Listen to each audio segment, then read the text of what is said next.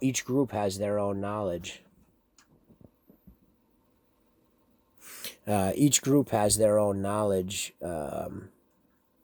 that they're responsible for the collective experience, and not subdividing yourself by judgment from that group allows you to tap into that wealth of knowledge. Most of you have judged, freak, asshole, whatever you come up with to subdivide yourself from these people and the knowledge and understanding that they have and share collectively. You got to understand, we're all connected. We're the same energy. So if you stop subdividing and limiting, you'll have access to the knowledge that they have. And so you're using 2% of your brain. The sun is beaming electricity, evolutionary, upgrading your electrical currency, your generate currency is your heart. And people are burning because electricity is coming into the body. They were at 2% of the brain. All of a sudden, they're at 100%, and like a device plugged into an electrical outlet that receives a power surge burst into flames because you can't handle the currency. You've limited yourself so much, and you're fighting the stream of truth so hard. This isn't you convincing me of your way. I'm simply, I have an obligation as the prime creator to divulge the truth to you, and you have to choose what you do with that. But by obligation, by the terms of service that you signed when you were born, and the end user agreements and shit to come to Earth and have experience, when this time occurred, I would at least have to show you the truth, and you would have to willfully choose ignorance. And that is what you're seeing, as people willfully choose ignorance when the truth is presented to them.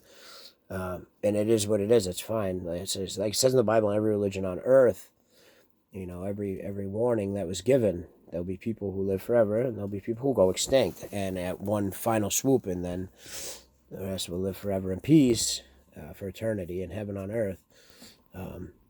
It just is what it is. It's interesting watching through, and it's sad to some extent that North America especially has allowed crybaby culture to exist.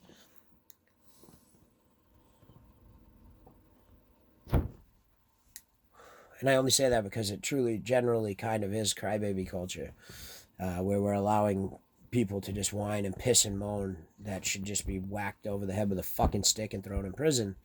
And that's what's going on in Russia. Russia, China, and shit. You act like a retard over there. They've fucking clubbed people out and thrown them in jail. They screwed people, plywood to people's houses and trapped them in their fucking houses and shit. And they don't have people burning all over the place. So that's kind of a win. And it's actually good because I was noticing how I've been monitoring the fire report, and Canada doesn't have much. There's a little bit on the West Coast, but I can see why. The people are woke. They're not putting up with the bullshit. They're going after them and being like, fuck this fucking fear-mongering that's going on, because the perpetration of fear and promulgation upon the society right now is at an unprecedented level of insanity and foolishness. One message I would have: if things are out of control in that nature in Canada, those big rigs can pull these towers down in about 5 seconds. The towers are what are causing them to fuck with you and beam signals in the schizophrenia experiment that they're perpetrating. This is what I audited in the first place as prime creator, is a mass schizophrenia experiment, which traces back to John Nash, Ted Kaczynski. Those are two notable people. There's so many unsung heroes that were subjected to this type of torment. And the sad part is, a case like John Nash's, they took John Nash and put him in a room. He refused to work for the government, basically refused to continue doing what he was doing. And Harvard is who did it, but he was put in a room with a person, a live person, a doctor and a person, and the person would talk to him. And the doctor would be like, "Do you see a person in here?" There's no one here, when there was clearly his college roommate in the fucking room with him. And they brainwashed him to think he was delusional, so no one would investigate. that this shit was going on. They were that slick. Like, they sick as fuck. Sick. But they were sick enough to brainwash him into thinking that he was delusional. So that people were like, oh, he's delusional. He's just a nut. When really, they were making him out to be a fucking loon. And they did sick shit. Electroshock therapy, like, punish him. These people are fucking sadists, plain and simple. Psychopaths. These motherfuckers are nuts. God was watching all along. That's why the hippies were running around with the number 5 thrown up. Fifth that, God's coming. As soon as I knew what was going on, I was embedding the culture with my symbols and signs, letting you know God's coming. We're in the basic instructions before leaving Earth time. One-eyed Willie's coming for his harvest, whether it's going to be the people who are going extinct or the ones who are going to live forever. It is what it is. The reason I was talking about the towers, First RF in Boulder, Colorado, is who manufactured the technology that's being used right now to promulgate this. And you'll notice in the last 15 years, especially the truck drivers, these towers that have gone up all over the country, that have all these radar-looking dishes and shit on them. That's what's used. That's what's doing this crap. If they're fucking with you up there, I'd say take your tractor trailers and pull the towers down. 2 or 3 tractor trailers hooked up to one of those towers will knock it down in about 5 seconds. That'll be the end of this. Done. There'll be no more voices. There'll be no more bullshit. I know I'm presently looking at getting on a yacht right now, a boat. We're looking into buying a boat to refinish, just to get offshore, away from the nonsense. The voices are all they have. These people won't come out of their house. They won't face you face to face. I know the truck driver saying there's people following around. That was just fucking dumbass cops or something, off duty trying to be tough.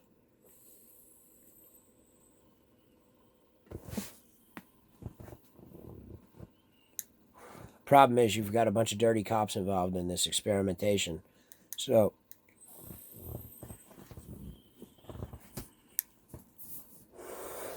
the way that happened is there was the sickest part about all this experimentation. There was counterfeiters, like the dude Catch Me If You Can, that went around and counterfeited all kinds of identities. They infiltrated. When John Kennedy made the speech, they were being infiltrated not by night, but by full daylight. Blah blah blah blah blah. Fucking, I think he actually said it the opposite. Not by day, but by cover of night. But it's opposite. It was by full daylight. They faked manuscripts to colleges, transcripts rather, in college degrees, to get jobs. In some cases, the police, the regular police, but these people in the 60s and 50s just go and get themselves a CIA badge, and they'd go over to the college and take these professors and take them out, booze them, smooze them, take them golfing, this and that, send them on trips. To pass themselves off as agents and be like, hey, what projects, is anything here that we should know about? Somehow they got intermixed with this fucking behavioral science bullshit, experimentation crap. I think what happened is the police caught these motherfuckers, caught the counterfeiters, and then started pressing them.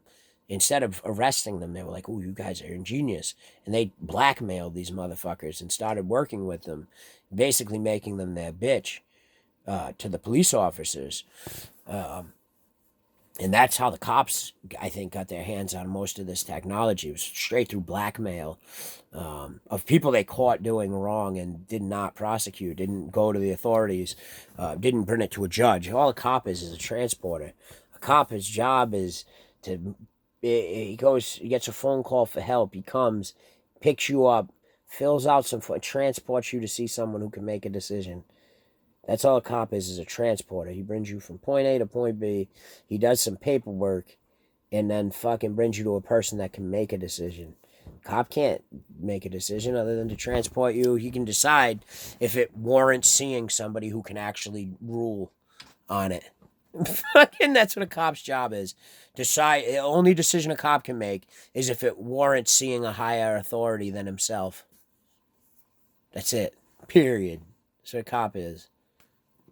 A transporter. Bring you to see a judge. That's what cop does. Brings you to see a judge. Or decides if it even warrants one. But basically, that's what happened, and that's what's going on. And every act of terrorism came from these people, Ted Kaczynski, and I think it's even tied to stock market speculation, because I believe the professors were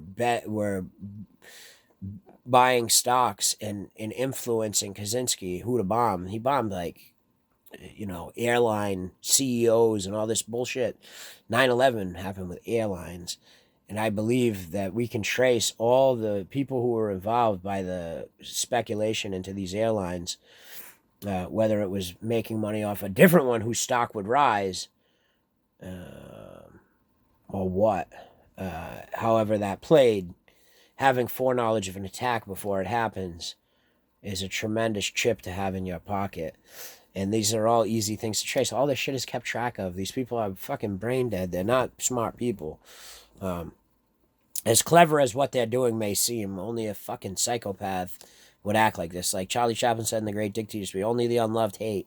These people don't love themselves. That's the problem. They can't be loved because they don't love themselves. You can be as nice as you want to these people. They don't love them, so they don't care. There's a hole inside of them that they can't fill, and it's because they look in the mirror and they hate what they see. They don't love themselves. They have no self-love. They don't take pride in themselves. They don't take pride in what they own. They don't care. They're just miserable assholes. Misery loves company. It is what it is. But if they're messing with you up, I notice not many people are burning, and I see the people are starting to stand up and be like, we're not going to put up with your bullshit. Basically, if you look at the NASA maps, firms data, you can Google NASA firms maps. It shows you the fire maps of what's burning, and you can see it's sporadic. It's not like this. Shit's burned over in Greenland and Iceland and places where ice. There's no forest fire on ice. The people are self-combusting. I know it's not going on up there, so it's good to see. But if you are being messed with, like your human rights are being violated, and you're being fucked with, pull the towers down, take your trucks and rip those fucking things down. That's the end of it. That'll stop it dead in its tracks.